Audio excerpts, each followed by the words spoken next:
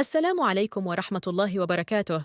متابعينا الكرام، نرحب بكم في فيديو جديد ضمن مباريات الجولة السابعة من الدوري الجزائري 2024-2025.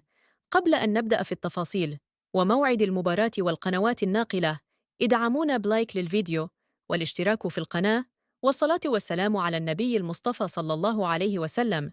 يحتل شبيبة القبائل في ترتيب الدوري الجزائري المركز الخامس ب9 نقاط، بينما يحتل اتحاد بسكرة المركز السابع ب8 نقاط.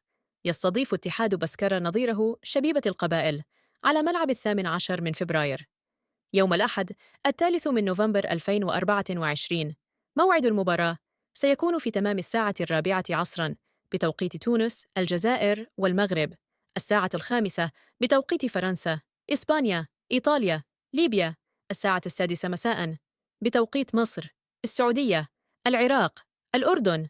القنوات الناقلة للدوري الجزائري هي الجزائرية الأولى، القناة السادسة الشبابية الرياضية، القناة الرابعة الأمازيغية.